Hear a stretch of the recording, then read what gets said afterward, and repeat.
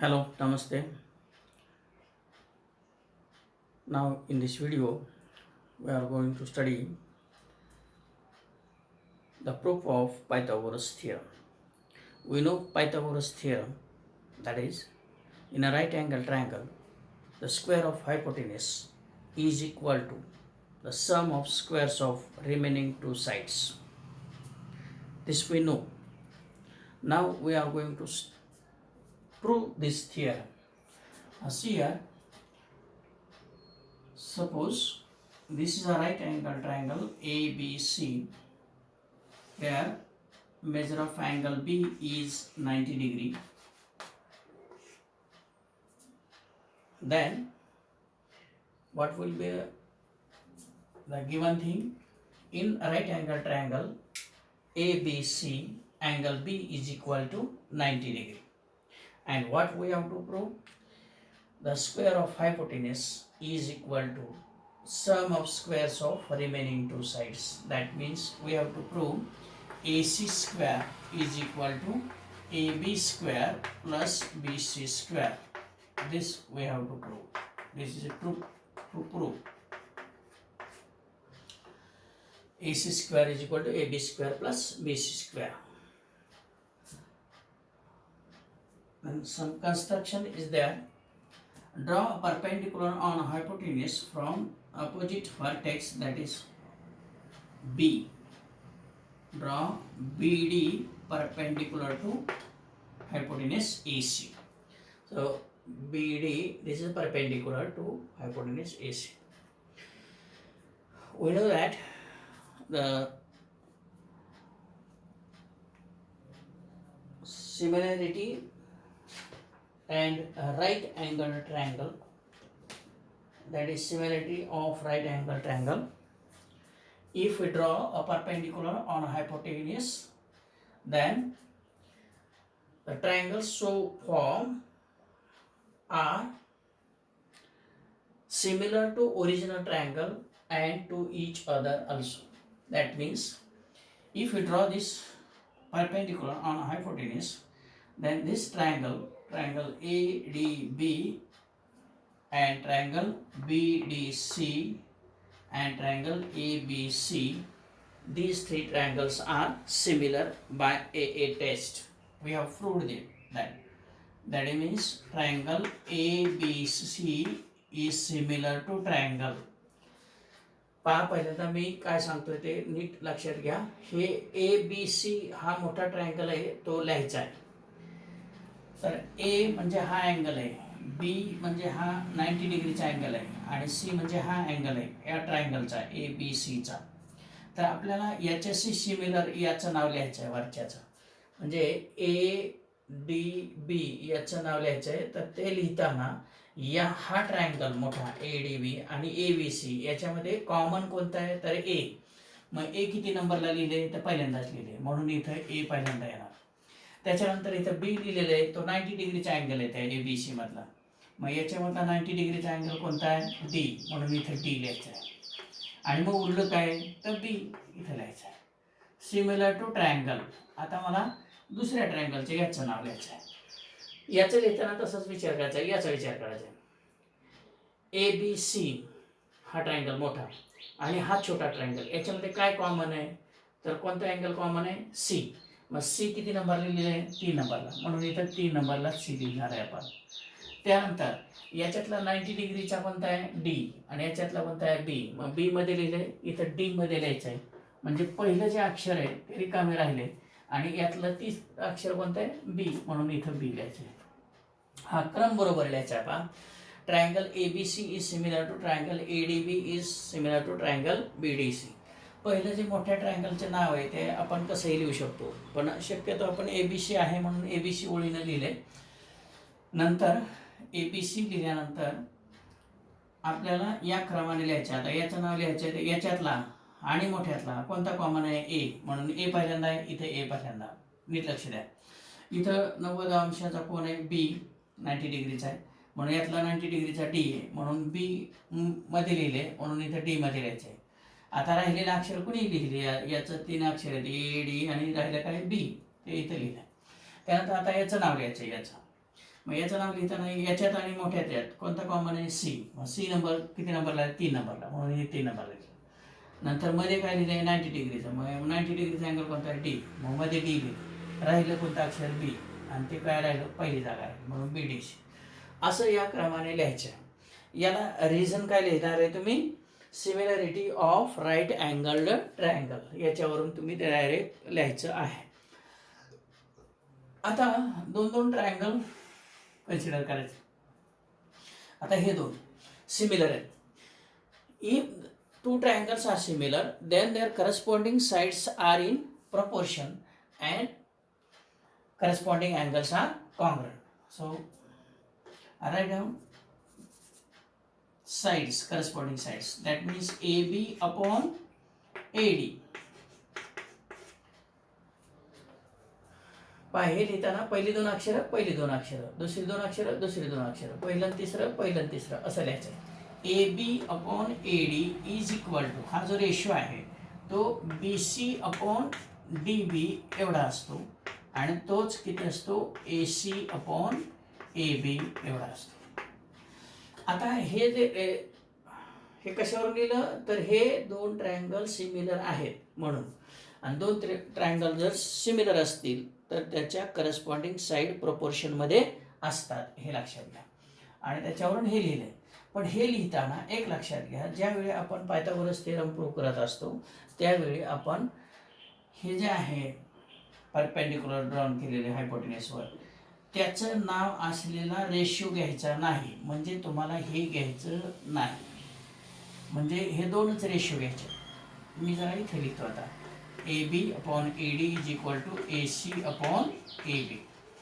आता याचं जर आपण क्रॉस मल्टिप्लिकेशन केलं तर काय होतं आहे? AB into AB, AB square is equal to AD into AC. याला इक्वेशन नंबर 1 म्हणायचं. हे पहिलं पहा, हा मोठा ट्रायंगल आणि हा छोटा ट्रायंगल एक घेतला आणि त्याच्यावरून हे आपण लिहिलं, ते सिमिलर आहेत म्हणून. आता आपण हा मोठा ट्रायंगल आणि हा छोटा ट्रायंगल हे दोन्ही घ्यायचे आहे. म्हणजेच triangle ABC is similar to triangle C. 3 नंबरला C, मध्ये 90 डिग्रीचा आहे म्हणून इथं D आणि इथं B. ह्या क्रमाने लिहायचा. हा क्रम बरोबर असेल तर बाकीचं बरोबर येईल. आता तुम्ही साईड प्रपोर्शनमध्ये लिहायचे. साईड कोणत्या प्रपोर्शनमध्ये लिहायचे आहेत? तर AB अपॉन काय येतं आहे? BD. पण BD घ्यायचं आहे का? नाही घ्यायचं. हे जर परपेंडिक्युलर आलं, हे हायपोटेन्यूसवरचे परपेंडिक्युलर म्हणजे अल्टिट्यूड, ते जर आले तर ते घ्यायची नाही, कारण ते आपल्याला इथं कुठं नाही आहे. म्हणून AB अपॉन BD येते, म्हणून तो रेशो घ्यायचा नाही. परत दुसरा रेशो काय? BC upon DC is equal to पहिलं तिसरं AC अपॉन पहिलं तिसरं BC. हे क्रॉस मल्टिप्लिकेशन केल्यावर हे पण काय येईल? BC square is equal to, इथे लिहितो मी, BC square is equal to BC into BC, BC square is equal to AC into DC. DC into AC कसं येईल मला? BC into AC. याला इक्वेशन नंबर 2 म्हणायचं. आता पहा, हे आलं, हे एक इक्वेशन, हे एक इक्वेशन, या दोन्हीची ॲडिशन करायची म्हणजे हे लेफ्ट साईड इक्वल येईल. मग adding equations 1 and 2 we get AB square plus BC square is equal to. आता हे एकाखाली एक स्टेप लिहायचे. इथं जागा पुढे असल्यामुळे मी एका पुढे एक लिहिते. याची सम हे लेफ्ट साईडला आणि याची सम राईट साईडला लिहायची. AD into AC plus DC into AC. आता माही दोघांची मल्टिप्लिकेशन आहे, इथं दोघांची मल्टिप्लिकेशन आहे आणि त्या दोघांची ॲडिशन आहे. तर याच्यामध्ये इथं AC आणि इथं पण AC आहे, ते आपण कॉमन काढू शकतो. कॉमन काढल्यानंतर काय होईल पहा, AC into bracket AC common काढल्यावर काय राहिलं? AD plus DC. आता फिगरमध्ये बघा, AD प्लस DC म्हणजे काय होतं आहे? AC. म्हणजे AD plus DC means nothing but AC. So which will be equal to AC into AC because A dash D dash C, that means D is in between A and C, therefore AD plus DC is AC. So AC into AC, AC square. So left side of AB square plus BC square is equal to AC square. Hence the proof. This is nothing but Pythagoras theorem. या पद्धतीनं तुम्ही prove करायचे. फक्त इथं नावं लिहिताना लक्षात ठेवा, मी ज्या पद्धतीनं सांगितलंय त्या पद्धतीनं तुम्ही लक्षात ठेवायचे. मोठ्याचं नाव लिहायचं, त्यातला एक कॉमन असतो, ह्याचं नाव लिहायचं म्हटलं तर याच्यातला एक आणि त्या मोठ्यातला एक कॉमन आहे. ए कॉमन आहे, ए पहिल्यांदा, नंतर इथं 90 डिग्रीचा आणि इथं पण 90 डिग्रीचा लिहायचं. राहिलेलं अक्षर कोणाला लिहिता येतं. परत इथं याचं नाव लिहायचं असेल ह्या खालच्याचं, तर याचा कॉमन कोणता आहे, सी. पण इथं 3 नंबरला लिहिलं, इथं पण आपण 3 नंबर लिहिलं. मध्ये लिहिणार 90 डिग्रीचा अँगल, यातला 90 डिग्रीचा डी म्हणून डी मध्ये लिहिला आहे. राहिलं काय, बी म्हणून बी लिहिलं पहिल्यांदा. आलं लक्षात. हे लिहिलं की हे दोन्ही सिमिलर असल्यामुळं त्याच्या साईड प्रोपोर्शनमध्ये येतात. पण तिथे एक रेशो घ्यायचाच नाही, 2च रेशो घ्यायचे. त्यातलं हे जे साईड तिथे ज्या रेशोमध्ये येत असेल ती घ्यायची नाही, लक्षात घ्या. तसंच इथं करायचं आहे. ह्या दोन्ही क्रॉस मल्टिप्लिकेशन केलं की हे इक्वेशन येतं ह्याचं, याची क्रॉस मल्टिप्लिकेशन केली हे दुसरं इक्वेशन येतं. 2 इक्वेशनची ॲडिशन केली की तुम्हाला पायथागोरस थिअरम सहजासहजी प्रूव्ह करता येतं. हे परीक्षेला विचारतात, हे लक्षात ठेवा. त्यामुळे एक्झामच्या दृष्टीनं हे तुम्हाला फिगर काढता आली पाहिजे, गिवन लिहिता आलं पाहिजे, टू प्रूव्ह लिहिता आलं पाहिजे, कन्स्ट्रक्शन्स लिहिता आलं पाहिजे आणि त्यानंतर प्रूफ लिहिता आलं पाहिजे. तर हे याची तयारी करा. पुस्तकामध्ये सगळं व्यवस्थित दिलेलं आहे. समजल्यानंतर ते कसं लिहायचं ते पुस्तकाप्रमाणे लिहायचं आहे. इथं जागा अपुरी असल्यामुळं मी जास्त लिहित नाही. ठीक आहे. याच्यानंतर converse of Pythagoras theorem. Converse of Pythagoras theorem काय आहे, तर in a triangle the square of one side is equal to the sum of the squares of remaining two sides, then the triangle is a right angled triangle. म्हणजे ट्रायंगलमध्ये एका साईडचा square हा इतर 2 साईडच्या स्क्वेअरच्या सम एवढा असेल तर तो कसला असतो, राईट अँगल्ड ट्रायंगल असतो. तर हे प्रूव्ह करण्याच्या दृष्टीनं एक ट्रायंगल काढायचा आहे. त्या ट्रायंगलमध्ये समजा ABC हा ट्रायंगल आहे. तर हा कोणत्या प्रकारचा आहे, राईट अँगल ट्रायंगल आहे का नाही माहीत नाही. म्हणजे याचं मेजर किती आहे हे माहीत नाही. ते 90 असणार आहे ते आपल्याला सिद्ध करायचे. पण याच्यामध्ये काय माहीत आहे, AB square plus BC square is equal to AC square. This we know. So given काय असणार, in triangle ABC AB square plus BC square is equal to AC square. आणि टू प्रूव्ह काय असणार, हे गिवन. आणि to prove काय असणार, we have to prove angle B is equal to 90 degree. Angle B is equal to 90 degree. That means triangle ABC is a right angled triangle. This way to. In order to prove this, we have to construct another triangle and दूसरा एक triangle काढायचा आपल्याला. तो असा काढायचा आहे की construction draw triangle PQR. Draw triangle PQR. मी आता सर्व लिहित नाही, जागा अपुरी. Draw a triangle PQR such that PQ is congruent to AB. PQ is equal to AB. BC is equal to QR is equal to BC. And angle PQR is equal to 90 degree. असं एक आपल्याला draw करायचे. पहा, AB इतकीच PQ घ्यायची, त्यानंतर इथं 90 डिग्रीचा अँगल करायचा आहे आणि BC इतके QR घ्यायचे. म्हणजे इथं P येणार, इथं Q येणार, इथं R येणार. हा 90चा आहे आणि हे जोडायचं. आता पहा, प्रूफमध्ये आपल्याला हे माहिती आहे का, AB square plus BC square is equal to AC square. So AB square plus BC square is equal to AC square. याला रिझन लिहायचं गिवन. प्रूफ इथे सुरू झालं. But we know that AB is equal to PQ and BC is equal to QR. After substituting these values, we get PQ square plus QR square is equal to AC square.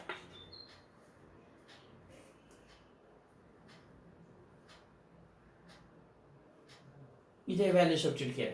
परंतु आपल्याला हे माहिती आहे this is a right angle triangle, this is a 90 degree angle, this is hypotenuse, therefore P Q square plus Q R square is equal to, but by Pythagoras theorem in right angle triangle PQR, PQ square plus QR square is equal to PR square. Pythagoras theorem. आता पहा इथं left side सारखी, इथं right side सारखी असायला पाहिजे, पण इथे ए सी स्क्वेअर, इथे पी आर स्क्वेअर आहे, म्हणजे हे दोन्ही कसं असलं पाहिजे, सारखं असलं पाहिजे. म्हणजेच A C square is equal to P R square. Taking square root of both sides we get A C is equal to P R. That means AC is congruent to PR. Now in these two triangles, AB is congruent to PQ, that is given. BC is congruent to QR, that is also given. Then AC is congruent to PR. AC is congruent to PR. Just now we have proved this. AC is equal to PR. So by SSS test, these two triangles are congruent. That means therefore triangle ABC is congruent to triangle PQR. तर मी काय म्हटलं ते सगळं लिहायचं आहे, ते पुस्तकामध्ये दिलेलं आहे, तुम्ही समजून घ्या आणि त्या पद्धतीनं लिहायचं आहे. पहा याला रिझन काय लिहिणार, SSS test. If these two triangles are congruent, then their corresponding angles must be congruent. Therefore angle ABC is congruent to angle PQR. But we know that measure of angle PQR is 90 degree. We have constructed that. So measure of angle Q is 90 degree. Therefore measure of angle, but we know that measure angle PQR is equal to 90 degree. And angle PQR and angle ABC are congruent, therefore measure angle ABC is equal to 90 degree. If measure of angle B is 90 degree, then this is a right angled triangle. So this is a converse of Pythagoras theorem. We have seen the proofs of theorem and its converse. Pythagoras theorem and its converse. Depending on these two, there is exercise 2.1. Some solved examples are there, and then practice set 2.1. You can solve some examples from 2.1. म्हणजे हे जर तुम्हाला समजलं असेल आताचा theorem, Pythagoras theorem आणि त्याचा converse, तर तुम्ही प्रॅक्टिस सेट 2.1 मधली उदाहरणं सोडवू शकताय. आता जेवढी शक्य तेवढी सोडवा आणि आपण ते परत सोडवणार आहे पुढच्या व्हिडिओमध्ये. काही उदाहरणं त्याच्यातली सोडवणार आहे, त्यापैकी काही क्वेश्चन नंबर 1, 2, 1 सोडवलेलं आहे आपण. 2, 3, 4, 5 तुम्ही प्रयत्न करायचा आहे, ते याच्यावर अवलंबून आहे. पहा हे दोन ट्रायंगल जर इथं परपेंडिक्युलर काढला आपण, geometric mean, theorem of geometric mean पाहिलं होतं आपण. समजा हा 90 डिग्रीचा आहे आणि इथून याच्यावर परपेंडिक्युलर काढला आहे, तर डी नाव असेल, तर हे BD square is equal to AD into DC हे असं असतं, त्याला ते जॉमेट्रिक मीन थेरम म्हणतात. तर त्याच्यावर आधारित काही एक्झाम्पल्स आहेत, ते तुम्ही सोडवण्याचा प्रयत्न करा. नाही आली तर आपण सोडवणार आहे. ठीक आहे, थँक्यू.